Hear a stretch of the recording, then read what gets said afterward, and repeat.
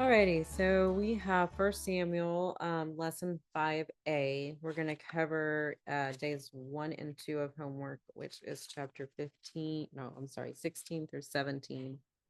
Um, and so next week you will have 18 through 20 for homework. And that's going to get you into covenant. So that's going to be a little harder than this lesson. So there were a few things that came up whenever I was looking at this, and one was comparison and contrast. We have our comparison of David and Jonathan, and then our contrast of David and Saul. And the other thing that came up just with these two chapters is I kept thinking subjects. There's little subjects, and whenever I went in and looked at I looked at JD's sermon notes on these chapters. I did go in and watch part of the video. Um I can't remember the guy's name. It wasn't David Arthur, it was another one, Pete DeLacy. Pete DeLacy was filling in for Kay on this one, and a couple of things that he had to say were interesting because he was kind of moving more towards what we're going to do next week. And he was pointing out the difference between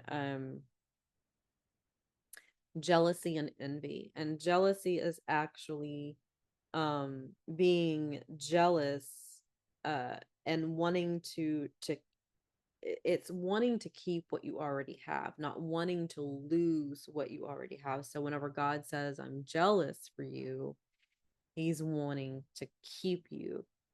Envy has to do with wanting what somebody else has. So he was just kind of pointing those two out to start off, but that was heading into the last part of our lessons. So kind of keep that in mind.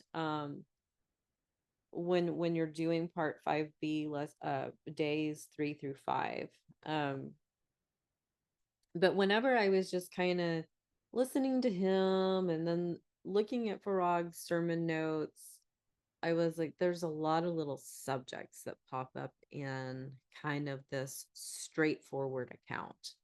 um so we're going to kind of bring those up a little bit, talk about those along the way, and just it might speak to you in some way for as personal application. And that's what I got out of this lesson, this kind of this straightforward history um account. There's like these little topical subjects that you could really expound on and bring in a ton of scripture. But unfortunately, just even in this lesson, don't have time to bring in all of that scripture. But I think we can pull out those little subjects and expound on them and get some personal application um, out of them too.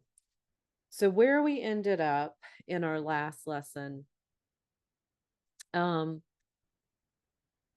we have Saul being Saul. We were kind of, like I said, whenever you read through these First Samuel accounts, it's really hard to kind of just a precursor read figure out Saul, because he kind of seems to be like all right in some ways, but then he makes these like not all right decisions, and so you're kind of like, what's the deal? You can go on Got Questions, and there is like an article, with Saul saved? So that is a question that comes up in people's minds.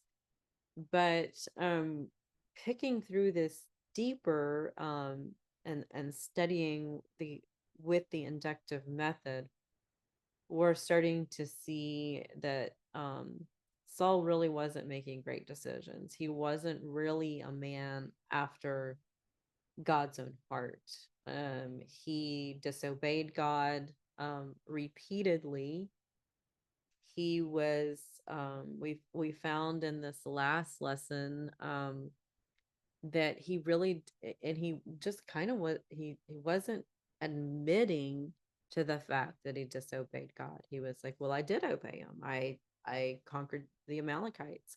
um he didn't get the fact that it's like, well, you were supposed to wipe them all out, and livestock and everything, and he didn't do that. He kept the spoil. He kept King Agag alive. We talked about the consequences of disobedience.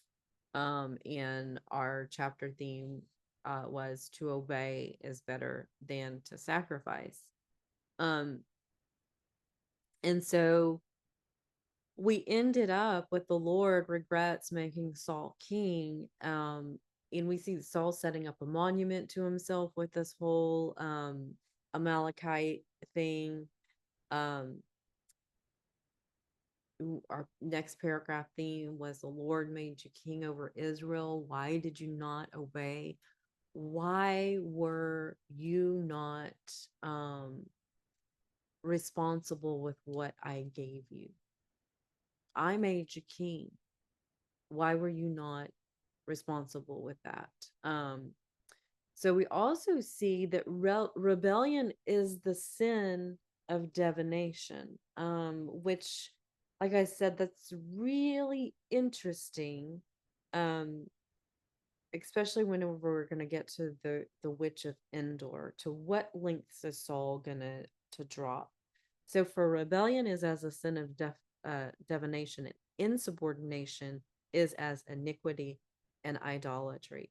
Because we talked about Saul was putting himself before God. He was putting himself on God's throne rather than staying in his own lane and on his own throne and not realizing that God gave him that throne.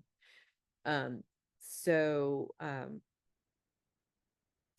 we see that the Lord tears the kingdom from Saul because he rejected the word of the Lord. Samuel ended up taking care of the responsibility. He hewed Agag into pieces before the Lord. And also, we learn that Samuel did not see Saul again, that he grieved over Saul. And again, it stated that the Lord regretted making him king. Now, we talked about this. This isn't like, oops, I made a mistake, because God doesn't make mistakes. It was, he, it's emotion of, we've talked about how this was kind of judgment for Israel. You asked for a king, you rejected God as king over Israel. I'll give you a king. This is the king that you will have. This will be the procedure of the king. He will take the best from you. And we see that Saul did that, but we also see how he treated his people. He and Jonathan had weapons, but the people didn't have weapons. Um, and then here they are in this fierce battle, and that he tells them they can't eat until he's avenged himself against his enemies. So he oppresses the people, and then whenever they just lose it and start tearing into these animals and eating them with the blood in them, he blames them and tries to look like the good guy by, oh, now we're going to sacrifice to cover. So it's just kind of a mess. And So we see that judgment. You rejected me from being a king. You're going to look to an earthly man to save you. You want that earthly man king to go out before you in battle? Okay, well, this is what you're going to get. And so it's the emotion. That regret is the emotion of seeing the fallout of that. um God is not just going around judging and having all these things happen because he's just like, I'm going to get you because you did this. Judgment is for repentance. He wishes for no man to perish. He wants good things for us. And whenever we are met with the consequences of our own sin, he's not happy. He grieves with us through that. He understands our grief through that. So it's not, he's totally different than how people make him out to be. He's a loving God. He wants only the best for us, and it's really sad for him whenever we don't have that because of our own decisions. Um, so Samuel and Saul don't see each other again, even though they're 10 miles apart. Um, so whenever we get into 16 verses 1 through 5, now the Lord said to Samuel, how long are you going to mourn for Saul, since I have rejected him from being king over Israel? Fill your horn with oil and go. I will send you to Jesse the Bethlehemite, because I have chosen a king for myself among his sons. But Samuel said, how can I go? When Saul hears about it, he will kill me. But the Lord said, take a heifer with you and say, I have come to sacrifice to the Lord. And you shall invite Jesse to the sacrifice, and I will let you know what you shall do. And you shall anoint for me the one whom I designate to you. So Samuel did what the Lord told him, and he came to Bethlehem. Then the elders of the city came trembling to meet him and said, do you come in peace? And he said, in peace I have come to sacrifice to the Lord. Consecrate yourselves and come with me to the sacrifice. He also consecrated Jesse and his sons and invited them to the sacrifice. All right, so insights into this one.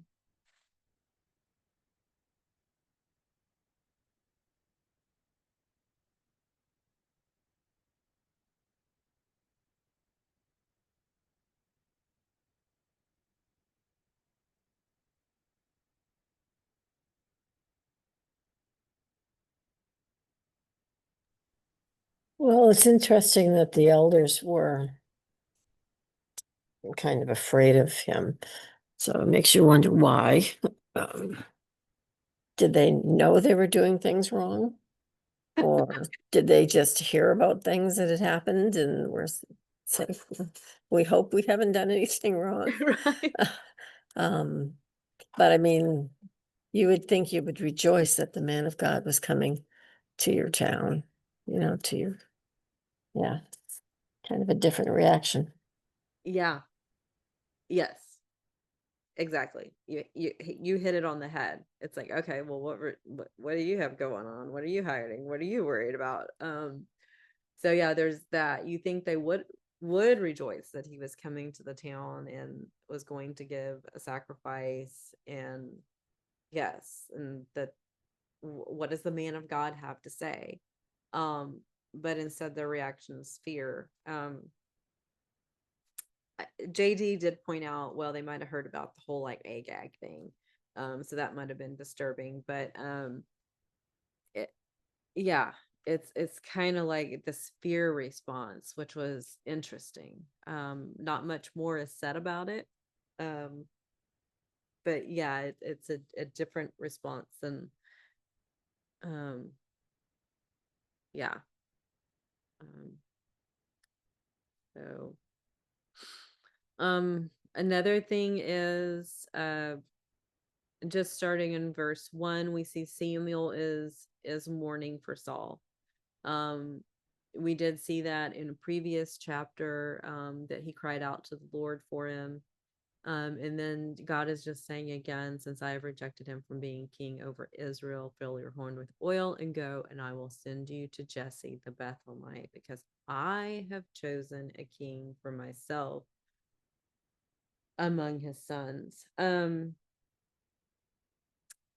So this is where we get into seed theology. We know that Messiah came from Jesse. So if you're tracing from Abraham, um, actually Adam to Seth to Abraham to Noah, and then you trace from Noah, from Shem, all the way to King David, through the deportation to Babylon, and then down to Mary and Joseph. So whenever you go into Matthew and Luke, there are two genealogies. One traces Joseph and one traces Mary. So there is no doubt, but they all wind up at King David. So in Jesse's from the Lion of the tribe of Judah. You can trace that down from Judah to Jesse. So here we are. We have a little blip here of our seed theology. So if we're tracing this, if we've read the Bible before, we definitely, our brain should be Messiah. So Messiah is going to come from King David, and that is part of the Davidic covenant. So next week when we do 5b, we're going to be introduced in a little bit into covenant. We're going to see a covenant between man and man, and kind of see some similarities between a covenant that God would make with man. So Joseph was a descendant of David. And that's actually, you see, he's from the town of Bethlehem. That's why they had to go to Bethlehem for the census, because they had to go to that hometown. So that kind of takes you into your gospel account a bit. So just making connections there.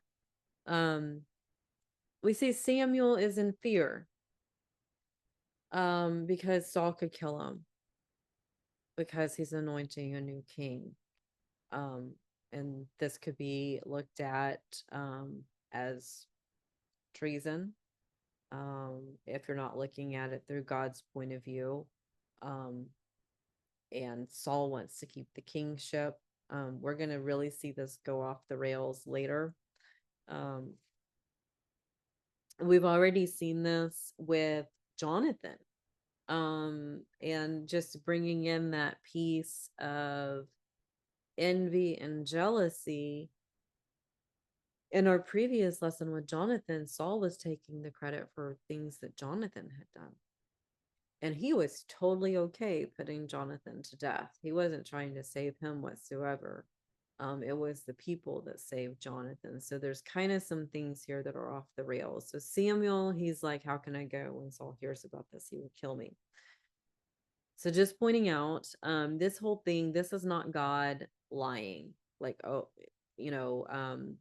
here. This is something that, if you remember, whenever he was choosing Saul, there was a sacrifice and things like that. So God is not like, he's like, yeah, go do this. This is what you're gonna do. And David, we'll see, is actually anointed. And I mean, honestly, anybody in the family could tell, but I doubt they're going to want to, because that's going to bring the house of Saul down on them. So he's told to go. He's told to give the sacrifice, and then we see the elders' reaction. We see he consecrates Jesse, he consecrates his sons. They're all invited to the sacrifice, and here we are. So paragraph theme: the Lord has chosen a king among the sons of Jesse. So 6 through 13, when they entered, he looked at Eliab and thought, surely the Lord's anointed is standing before him. But the Lord said to Samuel, do not look at his appearance or at the height of his stature, because I have rejected him. For God does not see as man sees, since man looks at the outward appearance, but the Lord looks at the heart. Then Jesse called Abinadab and had him pass before Samuel, but he said the Lord had not chosen this one either. Next, Jesse had Shammah pass by, and he said the Lord has not chosen this one either. So Jesse had 7 of his sons pass before Samuel, but Samuel said to Jesse, the Lord has not chosen these. Then Samuel said to Jesse, are these all the boys? And he said, the youngest is still left, but behold, he is tending the sheep. So Samuel said to Jesse, send word and bring him, for he will not take our places at the table until he comes here. So he sent word and brought him in, and now he was reddish with beautiful eyes and a handsome appearance. And the Lord said, arise, anoint him, for this is he. So Samuel took the horn of oil and anointed him, excuse me, in the midst of his brothers, and the Spirit of the Lord rushed upon David from that day forward. And Samuel set out and went to Ramah. Um, so insights into this part.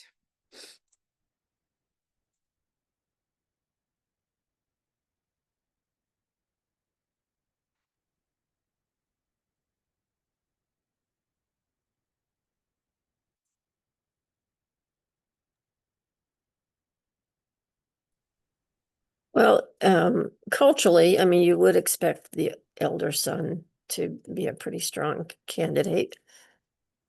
So you wonder what was going through Samuel's head when, it wasn't the first one, it wasn't the second one, wasn't, I mean, as he's going down the list, as he's starting to figure out that it's not just what you think, but maybe God's got another plan. Um, or did he just catch on to that when David came? Um,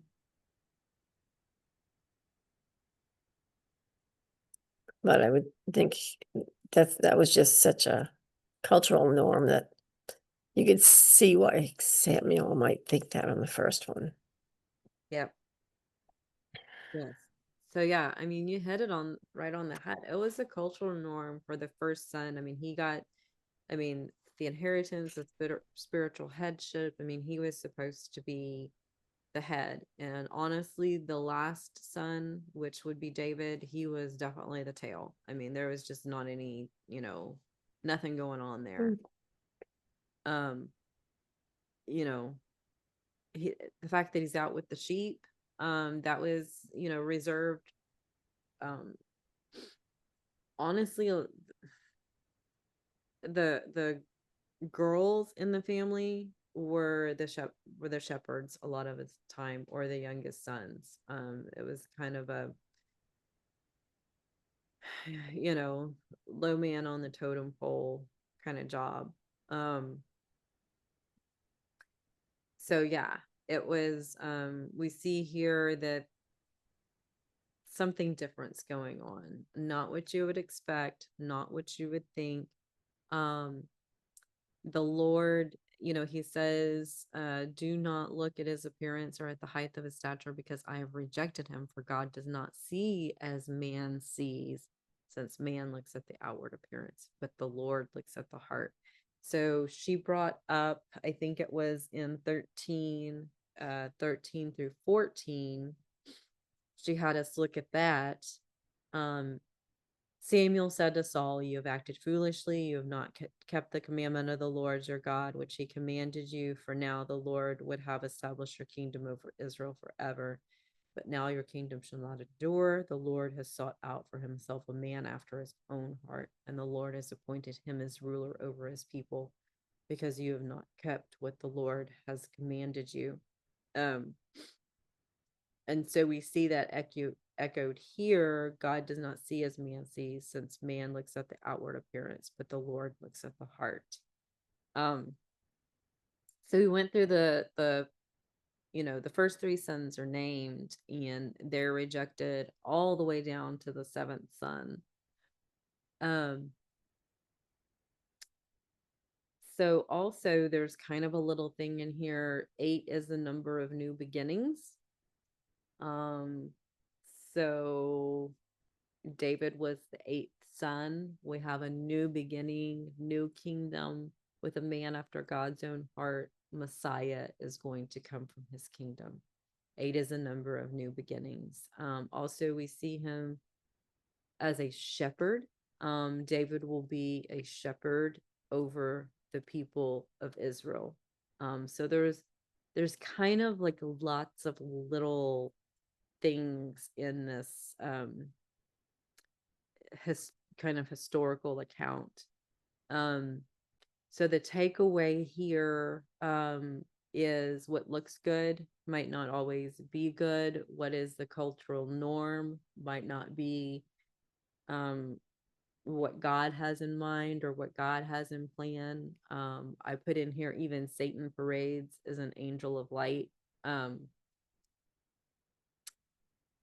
And also God looks at the heart.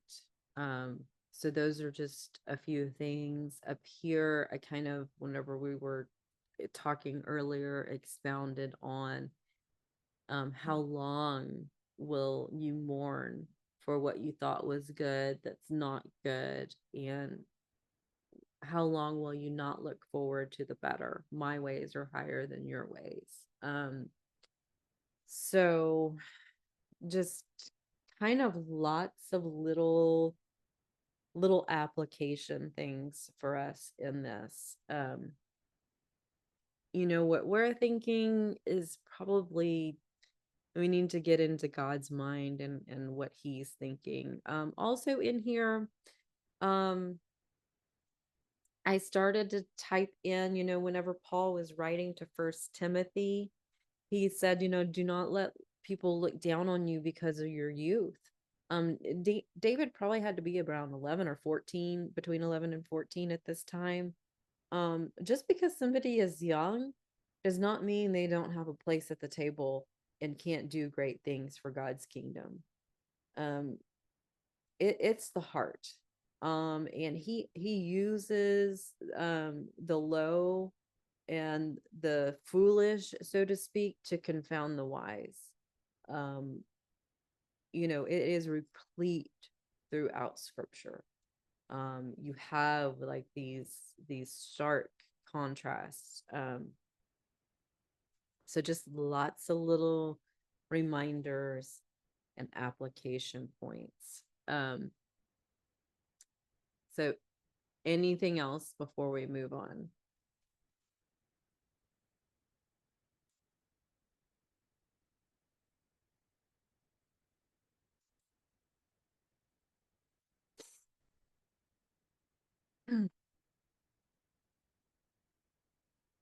So we have for our paragraph theme, Samuel anointed David and the Spirit of the Lord rushed upon him. So I pointed that out because we're going to have that contrast with Saul, with the Spirit of the Lord leaving him. And we've talked about this before. This is not the Spirit of the Lord coming upon somebody as a seal of salvation. This is the Spirit of the Lord coming upon somebody for the Lord's purposes. We see the Spirit of the Lord coming upon Balaam, where he wouldn't allow him to prophesy against Israel. But then after Balaam prophesied, Balaam made a deal with that king and said, hey, you want to know how to bring down Israel? Here's how. Jesus refers to it in the book of Revelation as a teaching of Balaam. So this Spirit of the Lord coming upon somebody is not about that covenant seal of salvation right now. So 14 through 23. This was a short chapter. Next chapter is a longer one. Now the Spirit of the Lord left Saul, and an evil spirit from the Lord terrified him. So Saul's servants then said to him, behold, now an evil spirit from God is terrifying you. May our Lord now command your servants who are before you, have them search for a man who is a skillful musician on the harp, and it shall come about whenever the evil spirit from God is upon you, that he shall play the harp with his hand, and you will become well. So Saul said to his servants, now select for me a man who can play well and bring him to me. Then one of the young men responded and said, behold, I have seen a son of Jesse the Bethlehemite who is a skillful musician, a valiant mighty man, a warrior, skillful in speech, and a handsome man, and the Lord is with him. So Saul sent messengers to Jesse to say, send me your son David, who is with the flock. And Jesse took a donkey loaded with bread and a jug of wine, and he took a young goat and sent them to Saul by his son David. Then David came to Saul and attended him, and Saul greatly loved him, and he became his armor bearer. So Saul sent word to Jesse, saying, let David now be my attendant, for he has found favor in my sight. So it came about whenever the evil spirit from God came to Saul, David would take the harp and play it with his hand, and Saul would feel relieved and become well, and the evil spirit would leave him. All right, insights into 14 through 23.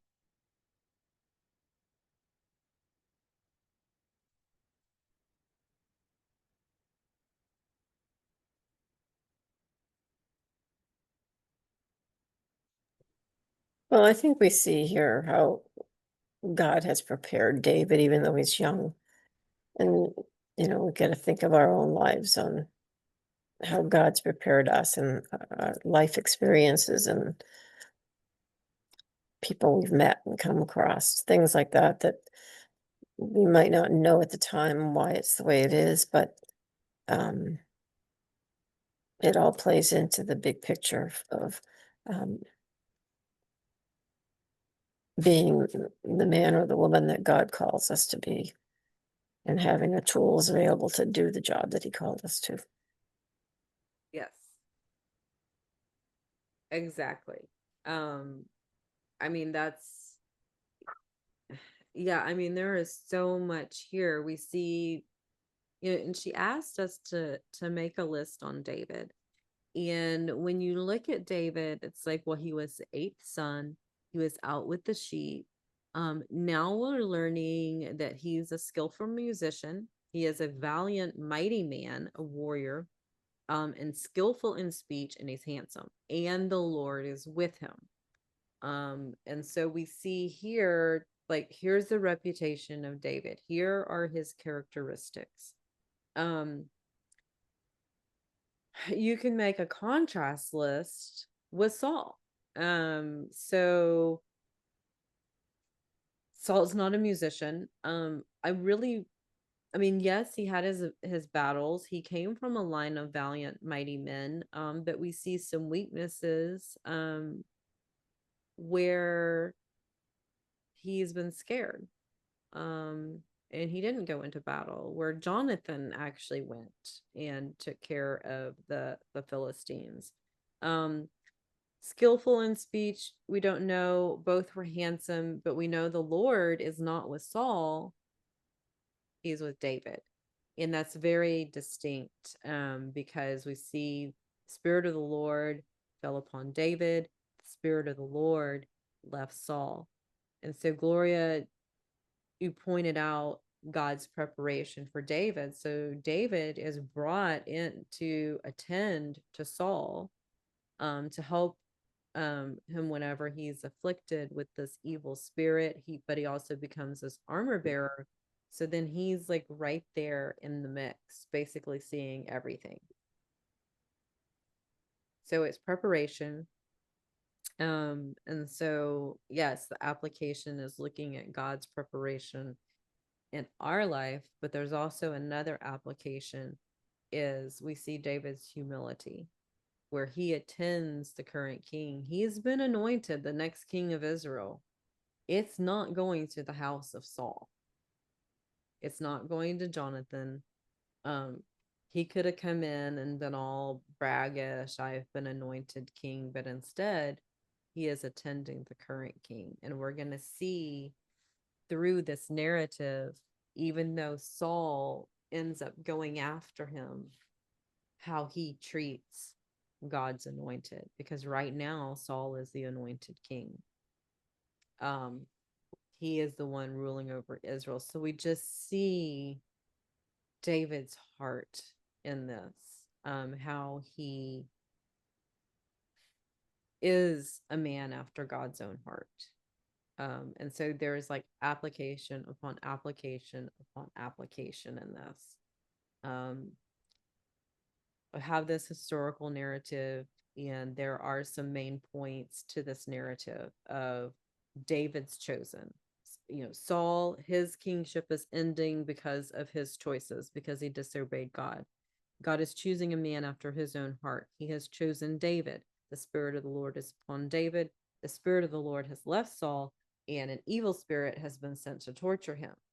So we have, and then now we have David brought in, his music as a comfort to Saul, and he becomes Saul's armor bearer. So those are the main points, but we have all of this little application that, and it's not little, it's actually big application that we can draw out of this, um, for us. And how long are you going to mourn? How long are you going to mourn after that thing that you thought was good, that looked good, that maybe wasn't so good? When are you going to look for the better? And the better is really like extremely better, because Messiah is going to come from David. We're working towards Messiah here. And just remembering that his ways are higher than your ways. Um, and just to bring up the point, Samuel's heart for the lost, because there's also that grief there. Um, we do have people in our lives that they sin and we grieve for them. So it really also speaks to Samuel's heart in that matter. Um, but there comes a certain point in time that we've kind of got to um also get on and see God's plan in all of this. So his ways are higher than our ways. And boy, do we see that with his choosing of David, the eighth son, which is not the cultural norm. What looks good isn't always good. Um, and we learn God looks at the heart. And then we see down here the heart of David. He attends the current king. He doesn't come in with bluster or anything like that. He doesn't run either. So we see courage here, because him being anointed the next king is a direct assault to Saul. We see Samuel, like Saul could kill me for this, but we see David going in. So lots of application. We see that trust, that courage. So I have the Spirit of the Lord left Saul, and David attends him. Anything else before we do our chapter theme?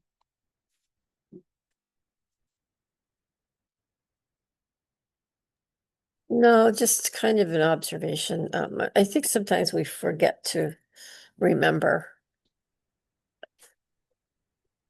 the things that can build us trust with God, like the things that he's done for us that we can carry with us going forward. But sometimes I think we have a tendency to forget those things and let the five senses kind of magnify. Mm-hmm. But David seemed good at not doing that. Mm-hmm. Yeah. Yeah. Yeah. And you hit it just going into 16. Yeah, I was actually thinking that too, how we forget what God has done for us before.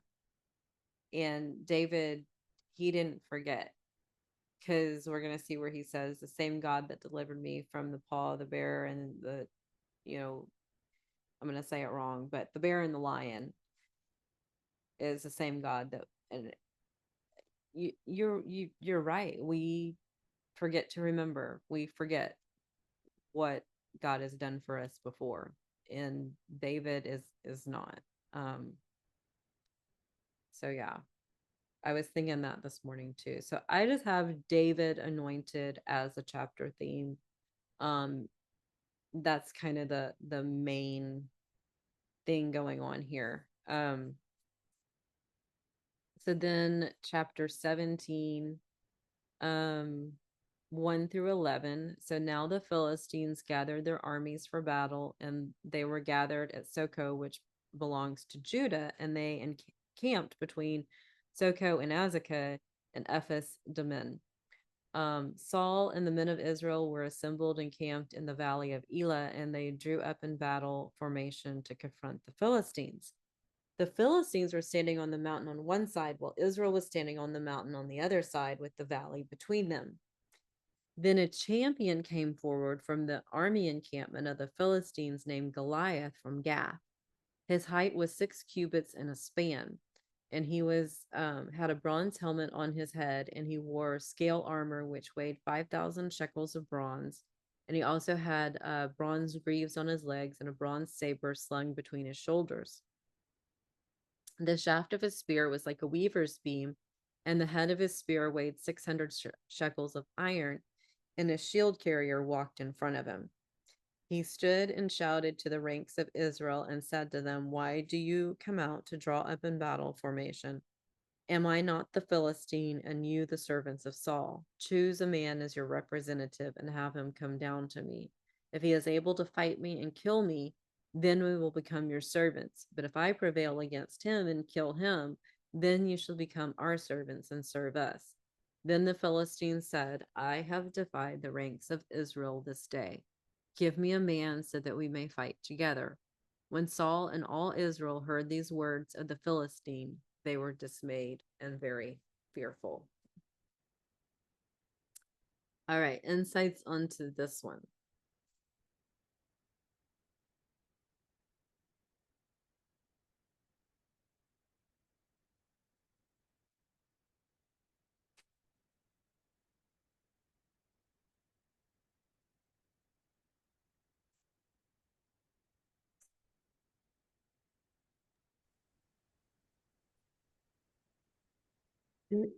Well, words, I guess. I mean, how powerful words can be and how we take them. Mm-hmm. And how we say them sometimes, like, it's you can word something in a negative or you can word it in a positive, and yeah, we probably all met people who always tend to be wording things in the negative, when they could have just easily worded it in a positive. Mm-hmm. And I think, words are powerful. And Goliath's words were powerful, but in different ways. I mean, for Saul and the army, they were focused on um, something different than David was. For them, it was maybe like, oh, he's going to kill me, we're not going to make it through this, and focusing on the five senses that way. Mm-hmm. But David, that didn't even come up in his conversation. Mm-hmm. It was like, this guy is saying bad things about our God. Mm-hmm. That was kind of his issue. It's like, they shouldn't be doing this. Mm-hmm. So it was nothing about the physical or can he beat me? He's a big guy or all that kind of stuff. It was all about, look what he's doing to our God. Mm-hmm. He shouldn't be doing this. Mm-hmm. Yeah. Yeah. It was, yeah, we see it's just not it, yeah. Um and I mean that just goes into the contrast between David and Saul. Saul's sitting there shaking in his shoes, and just listening to this for 40 days. David, he's gonna jump right in, and he's just not even gonna think about it. Um, so Goliath, big guy. When you go back and kind of it says from Gath. So there was a race of, oh gosh, whenever you do Genesis, you get into the Nephilim, and so there's two different thoughts on it. Because you go into Genesis 6 and you have the sons of God, and the daughters of men. So there is the camp that believes that these sons of God were angels that had relations with women and created this race of giants. And that's why God had to bring about the flood to knock them out. Well, we're post flood and here they are. Whenever you go through the literary flow in Genesis, it literally is men who, sons of God, believing men who went to women who of unbelieving men. And that's how kind of the idolatry came into Israel, or not Israel, but came into those families. But if you watch the series The House of David, which we have, they go along with this narrative that Goliath came from these kind of half god, half men type people. That's just, it doesn't make sense whenever you go through Genesis and you learn after their kind, after their kind, after their kind. Everything was created after their kind. Um, and so though it just the angels and men just don't, it doesn't jive. So anyway, that's where you get into, a lot of your Greek mythology is from that kind of thinking. But there were these um races, so to speak. I'm one of those people that there's only one race, the human race, but there were, I guess, people groups with the genetics that they were just larger. They were, when you see people like that today that are 7, 8 foot, 9 foot tall, it's kind of an anomaly to us. We have 7 foot tall basketball players and things like that. It's just it's genetics. So here we have Goliath. He was very tall. He was probably about 9 foot tall. Some of these numbers in here with the 6 and the 6, in other translations, there's a third 6 in there. So 666. This is from Satan, obviously. We have a pagan nation. He's coming up against Israel, and speaking against God and things like this.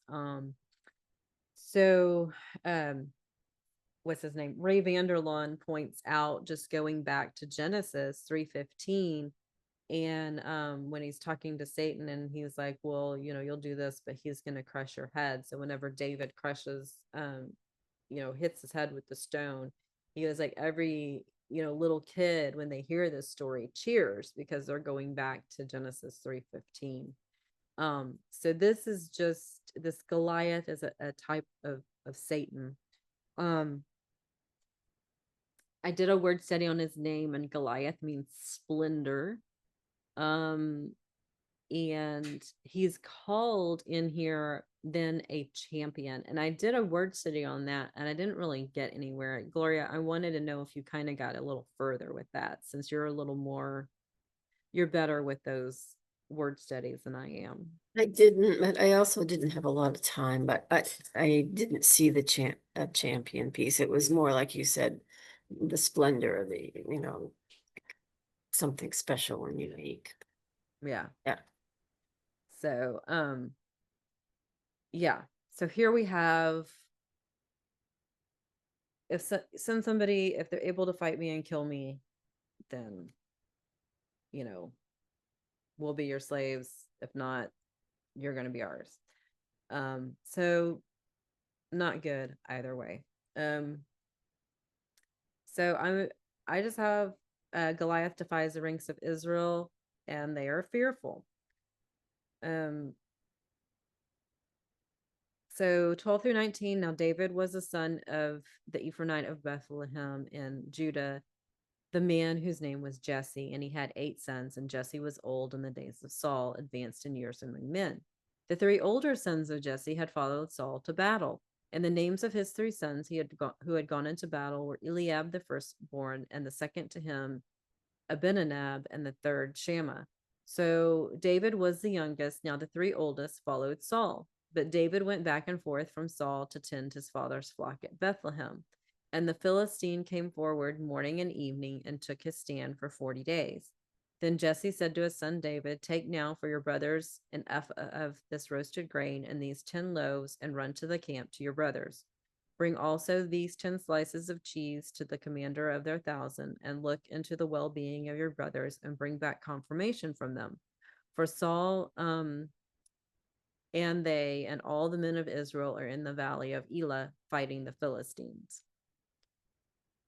So insight into this piece.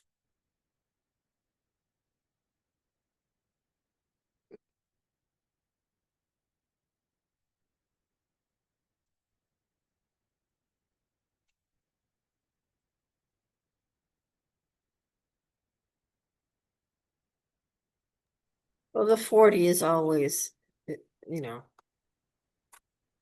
important, whether it's 40 days, 40 weeks, 40 years, whatever. And that comes up in scripture many times. So the fact that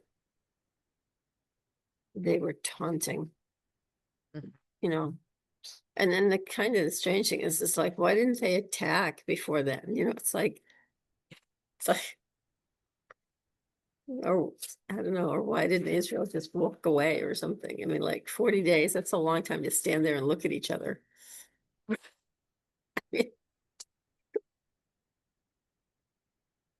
But Yeah. I was like, yeah, we got things to do. Let's hurry this along.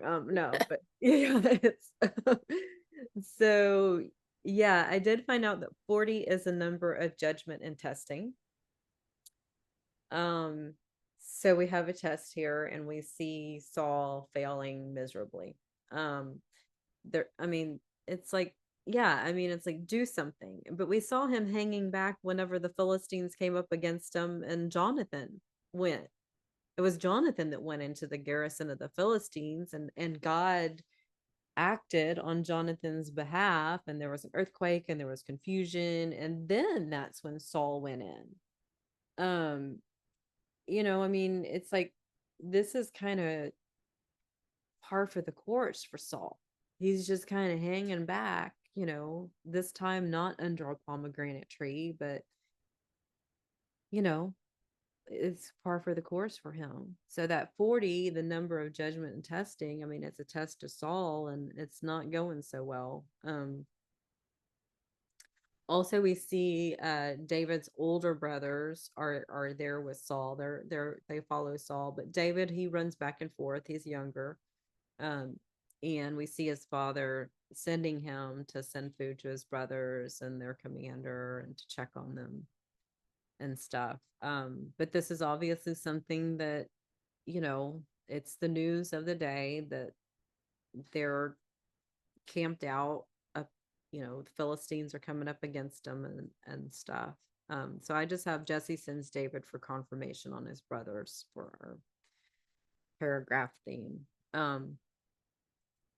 So David got up early in the morning and left the flock with the keeper and took the supplies and went as Jesse had commanded him. And he came to the entrenchment encircling the camp while the army was going out in battle formation, shouting the war cry. Israel and the Philistines drew up in battle formation, army against army, and then David left the baggage in the care of the baggage keeper and ran to the battle line. And he entered and greeted his brothers. As he was speaking with them, behold, the champion, the Philistine from Gath, named Goliath, was coming up from the army of the Philistines, and he spoke the same words, and David heard him.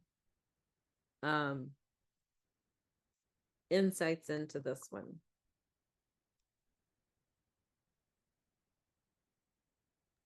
we always have a choice what way we go. You know, when we hear something, it's like we can go the way of the world or go the way of the word.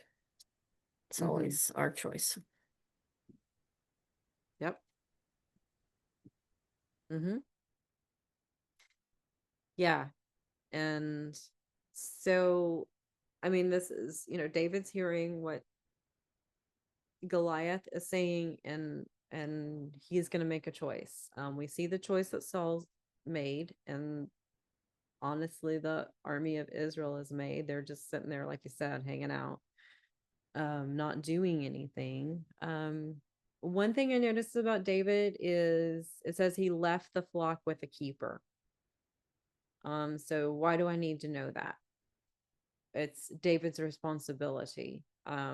Like he was responsible to the flock. His dad told him to do something. He made sure the flock was taken care of before he ran off and did what his dad told him to do. So it's just showing responsibility upon responsibility upon responsibility. Um, so he's there. He hears them. I just have David hears the champion at the battle line. Um, So when all the men of Israel saw the man, they fled from him and were very fearful. And the men of Israel said, have you seen this man who is coming up? Surely he is coming up to defy Israel. And it will be that the king will make the man who kills him wealthy with great riches and will give him his daughter and make his father's house free in Israel. So, thoughts on this one?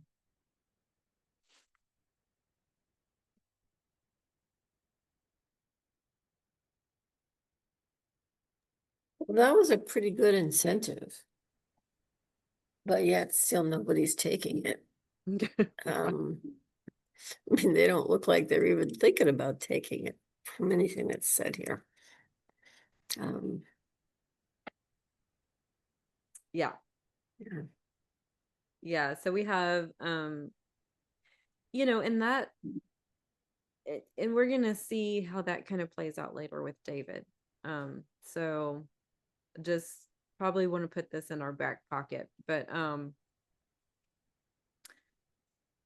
I just have the men of Israel fled and were fearful. And so then 26 to 27, then David said to the men who were standing by him, what will be done for the man who kills the Philistine and rids Israel of the disgrace? For who is this uncircumcised Philistine that he has dared defy the armies of the living God? And the people answered him in agreement with this statement, saying, this is what will be done for the man who kills him. So insights here.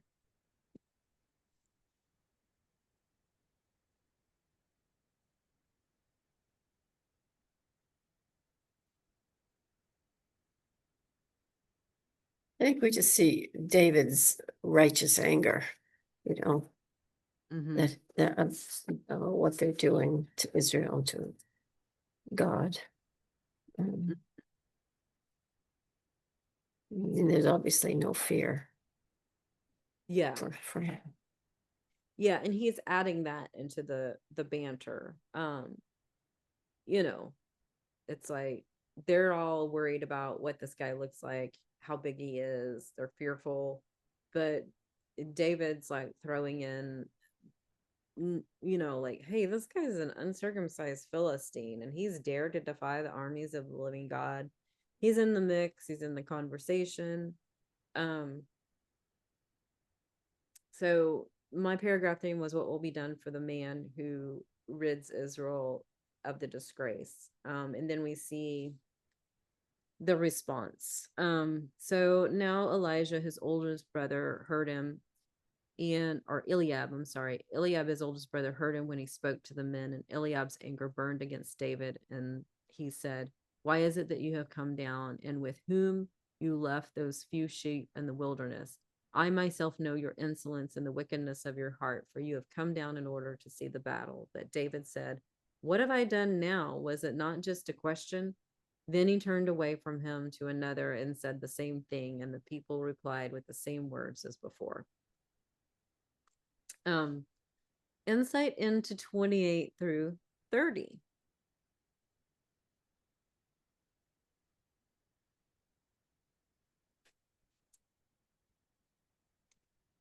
Well, his brothers are definitely slinging some things his way. And I don't think there's been any reference to David being any of those things.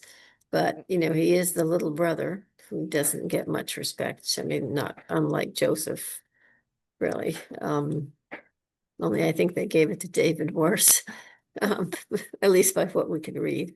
But, the saying where, people point one finger at somebody else, you're pointing three back at yourself. So you wonder if Eliab wasn't really the one doing the things that he was accusing his brother of. Right. Yes. So we know it's the exact opposite. Like he accuses him of leaving the sheep, and all that kind of stuff. Which we know that David put the sheep into somebody's care. He was responsible. We have that piece of information. So yeah, we have false accusations against David, coming from the oldest brother. And yeah. And we see David's response, what have I done now? It's So like this is, yeah. yeah, like he's heard this from his brother before. It's like nothing new. Right. Um, yeah, so we kind of see this, this dynamic here. David is the least in the family. You brought up Joseph, which was a really good point. because Joseph was another one that should have been the tail. He was the next youngest brother, but his father made him the head by giving him the overseer's coat, and that was the problem. So that coat of many colors, it wasn't just that it was a fancy coat, it was that it was the overseer's coat. He put him in charge because he saw that in Joseph, which he didn't see in the older brothers. So that was the problem there. And we see that it was David that was anointed and not the older brothers. So that's probably rubbing in as well. They all obviously have things to say about David, and it's been that way when with David's response, like, what have I done now? But yeah. So we have false accusations going on, and we don't really see, we'll see David's response, which he's not really, he just goes into battle. It's not really a deterrent for him, his brother's response. So I just have Eliab's anger burns against David.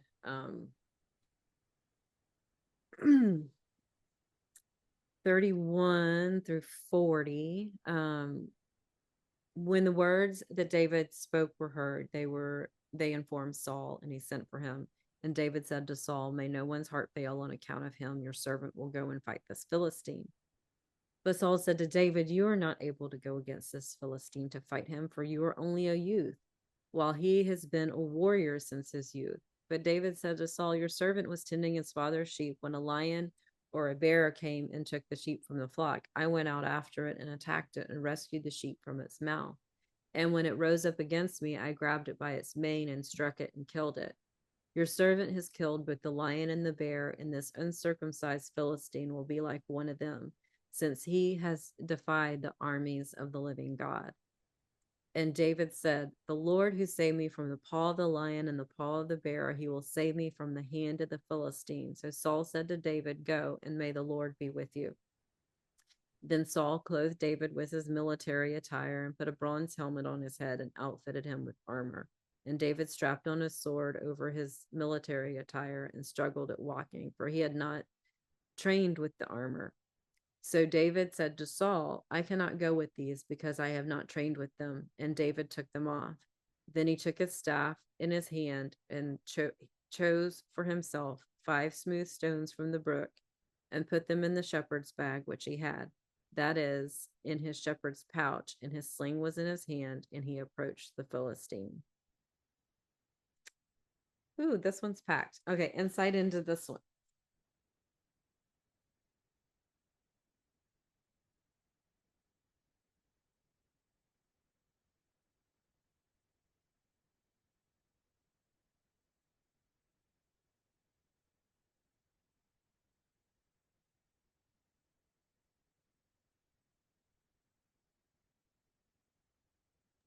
Had to turn the radio off. They're communicating with the bear hunters, so we wouldn't have heard anything. You know, Saul seems to be concerned for David, but you wonder, is he or isn't he, or is this just like, this gives me more? I mean, it's like, I'm afraid, my army's afraid, you should be afraid, you know, kind of jump in this barrel with us. So I don't think we really know which way that goes, you know, because we're not really given a lot of clues on that one. On what, you know, Saul's motive was there, but I could be missing something, but I didn't see anything there.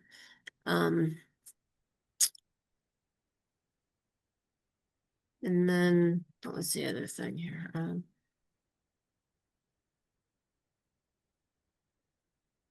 I think this was again another section where I thought about that, you know, thinking about what God's done for us in the past, you know, and taking it forward and remembering it. David was very good at that. Right. So yeah, and that's what this is packed with. Whenever he says, I cannot go with these because I have not trained with them. So, what was David trained with? Those situations that the Lord brought about and the Lord delivered him from the paw of the bear and the paw of the lion. That's what David was trained in. He wasn't trained in his works and his might and all those things that Saul, he's putting Saul sitting there dumping all of this military gear on him. David wasn't trained in that. So there's your contrast. Saul was trained in that. Saul came from the house of a valiant man. Saul was trained in that, but he didn't obey God.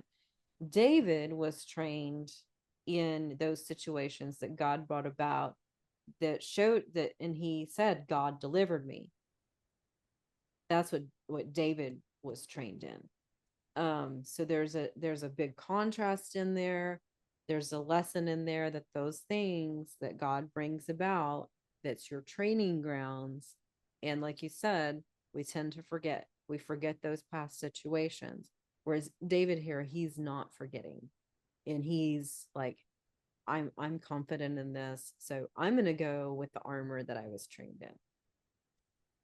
So I mean, you could go into Ephesians, put on your armor.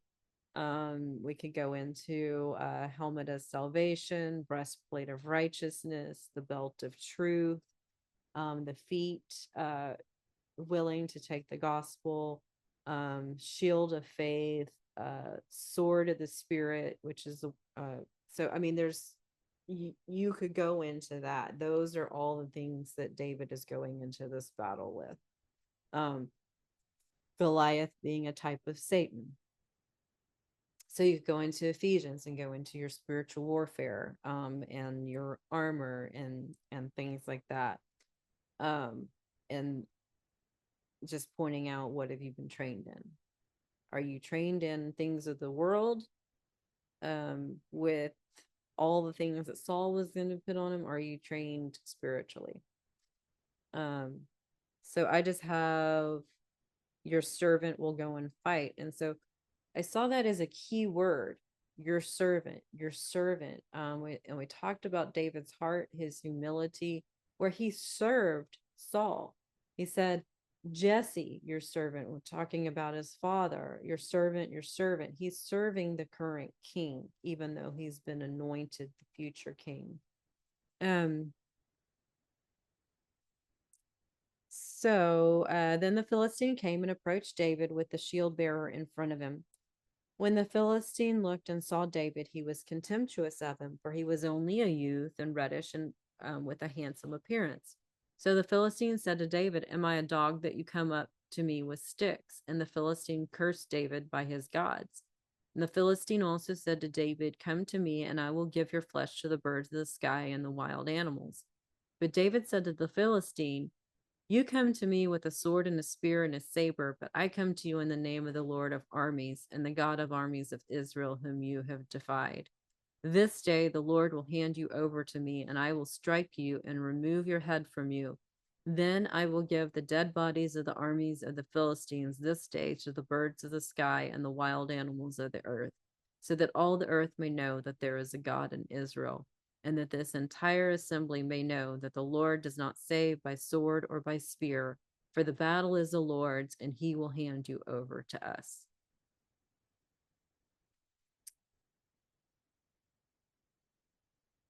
So insights, comments on this one.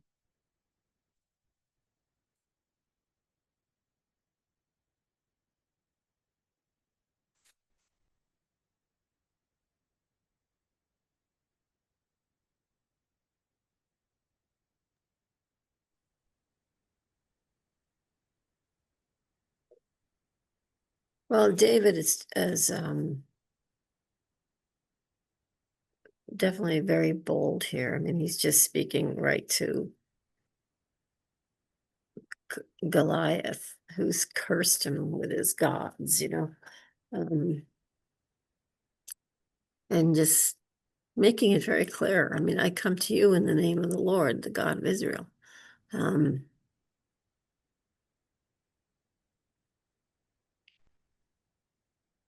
and Yeah.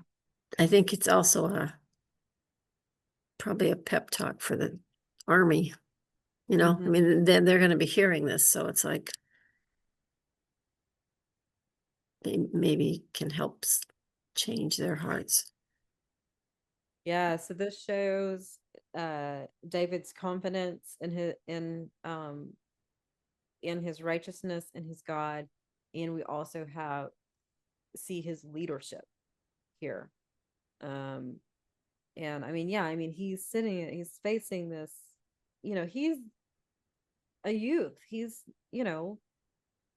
anywhere from 11 to 14, and he's going up against this 9-foot guy that everybody's scared of. The whole army of Israel has just been shaken in their boots for 40 days. And here's David. Um, so I have the battle as the Lord's for the paragraph theme, because that's what it is here. David knows it. And he's just confident in this. The battle is the Lord's. You're not getting away with this. And here we go. So going into 48, then it happened when the Philistine came closer to meet David, that David ran quickly towards the battle line to meet the Philistine. And David put his hand into his bag and took from it a stone and slung it and struck the Philistine on his forehead. And the stone penetrated his forehead, and he fell on his face to the ground.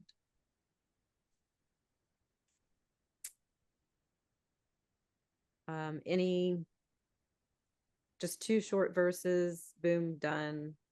Any insight into anything on this?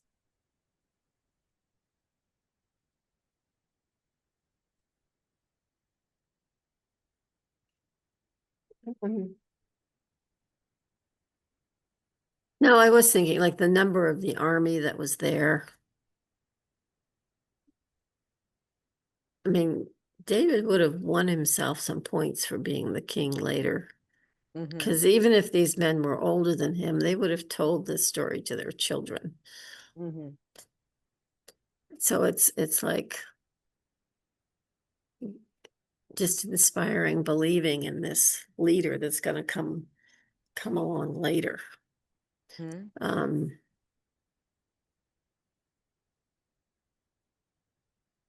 so- Yeah. and as far as Goliath and getting hit, and that part never made sense in the sense that, I mean, if you got hit in the forehead, wouldn't you go backwards, not forward? But I mean, you know what I mean? Uh-huh. It's like push me backwards now, let me fall forward. It just doesn't make sense, but I haven't figured that one out yet. So Yeah. Well, I the think only thing I did here is like seeing like the armor. There was, I mean, he'd have to be where there's a gap in the armor. The Mhm. only other place there's a gap in the armor is at the knees. So Yeah. one of those questions that probably never get answered until Christ returns. Right. Oh, soon, in other words. Yeah. Exactly. Yeah. Hey, I have a question. But um Well, yeah, but I mean, we're told, I mean, he slung the stone, it hit him in the forehead, and he's face plant on the ground. It's done. It's one and done. So I just have David slung a stone and Goliath fell. So David prevailed over the Philistine with the sling and the stone. He struck the Philistine and killed him, and there was no sword in David's hand. Then David ran and stood over the Philistine and took his sword and drew it out of its sheath and finished him and cut off his head with it. When the Philistines saw that their champion was dead, they fled. Then the men of Israel and Judah rose up and shouted, and they pursued the Philistines as far as the valley into the gates of Ekron. And the Philistine dead lay along the way to Shaaraim, even to Gath and Ekron. Then the sons of Israel returned from their close pursuit of the Philistines and plundered their camps. And David took the Philistines' head and brought it to Jerusalem but he put his weapons in his tent. Um, so insights here.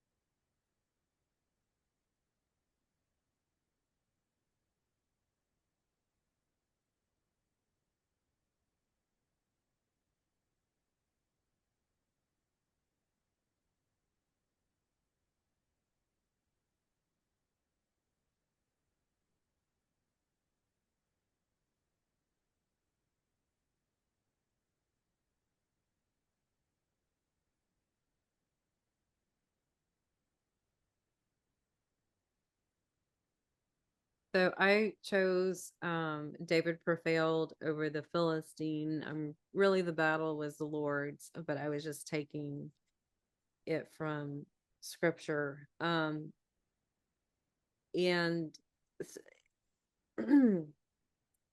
just by recorded by the power of the Holy Spirit, it showed that he had a sling and a stone, and that there was no sword in David's hand, and he had mentioned that earlier. It's like, you come at me with this, but I'm coming at you with this. So here we have, I mean, had many sermons about David and Goliath. And facing your giants and all that kind of stuff.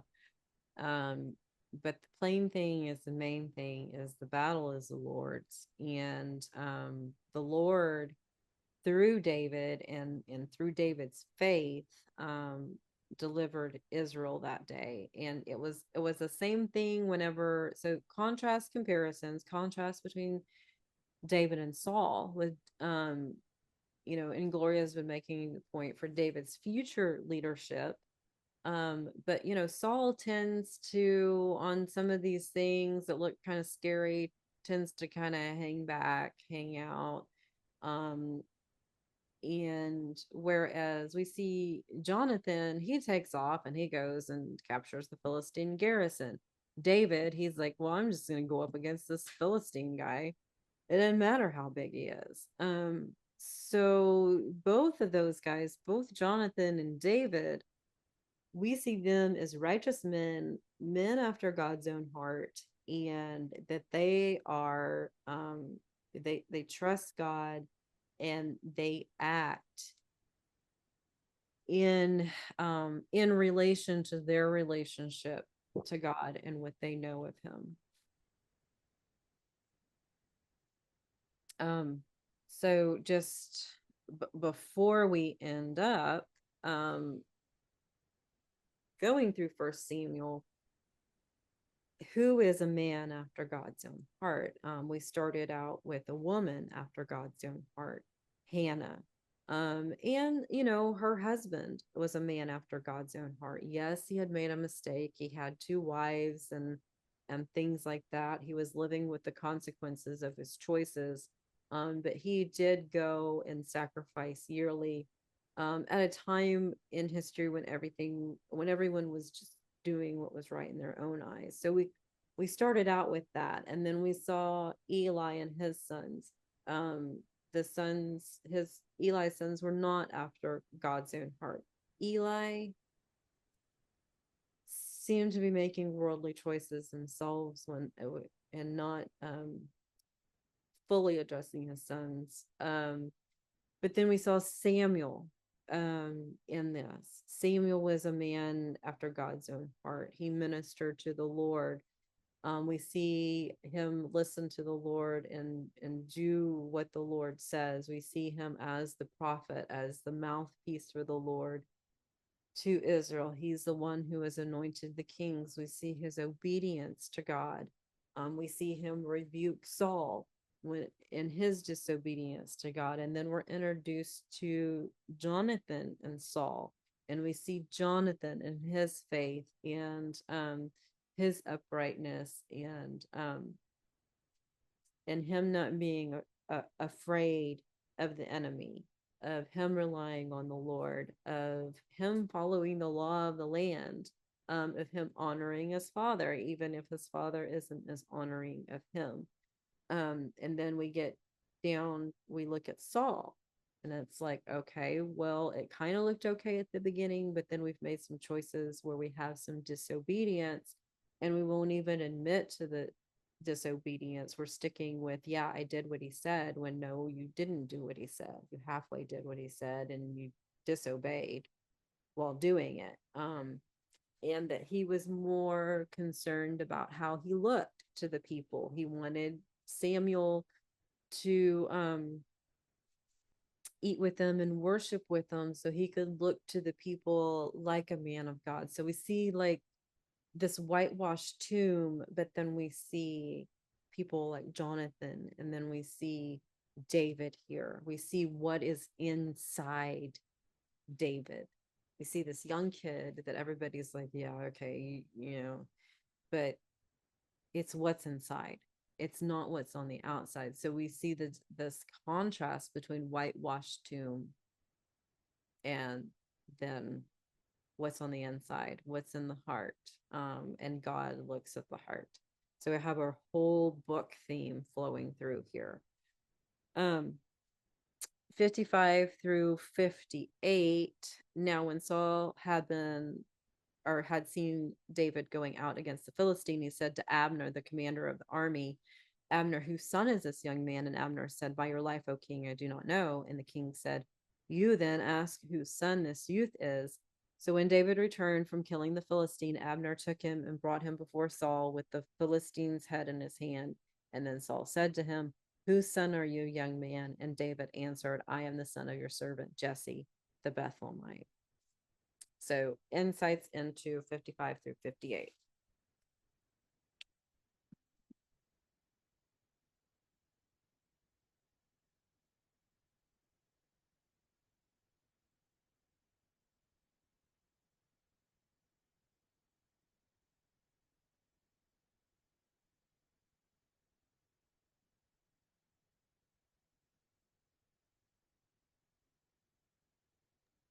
I need to get going, so. Okay. All right. So one thing I noticed is Saul didn't really know where David came from. He's been going back and forth between his father's house and Saul's courts, playing music for Saul, but he just really didn't know where he came from. And so now they're finding out, but also David's humility in this, I am the son of your servant Jesse the Bethlehemite. Just that servant. Um, so we could go into servant leadership. Um,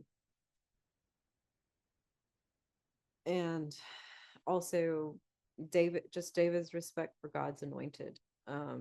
Even though he has been anointed the next king, we see his respect for the current king. So I just have, who is this young man? He is the son of your servant Jesse. And then for our paragraph theme, overall, David's sole servant rids Israel of the disgrace. I wanted to get that servant part in there just to show David's heart. Even though he is anointed the next king, he's serving Saul at the moment. So that wraps up 16 through 17, kind of like lots of little subjects that came up, lots of little applications, probably things we need to ponder on. You know, how long are you going to mourn after that thing that you thought was good or going to save you or whatever? Um, what is a man after God's own heart? And just looking at David's example, what have you been trained in? Are you looking to things of the world to help you out of your situation, or are you looking to the one and true living God? So just kind of lots of application points here to ponder.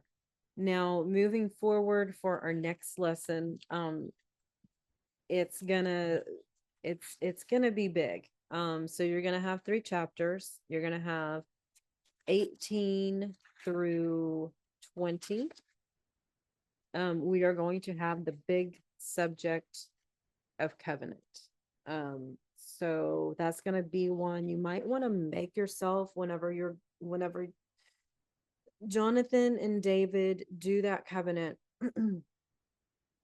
Make a list for yourself or make a little chart of what exactly happened whenever they made that covenant, because we're going to go over those points and what they mean in our next lesson. So you're really going to be doing days 3 through 5 for homework. And honestly, you're going to get into kind of the next thing. I brought up that the difference between envy and jealousy. And we're going to start looking at how those play in to this history lesson as far as what happens with Saul and David.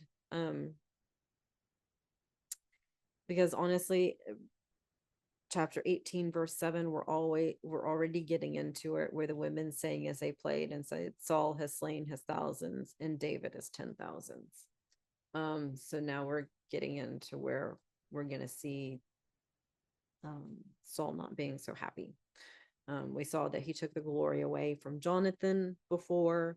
So he's probably not going to react too well to the song about David.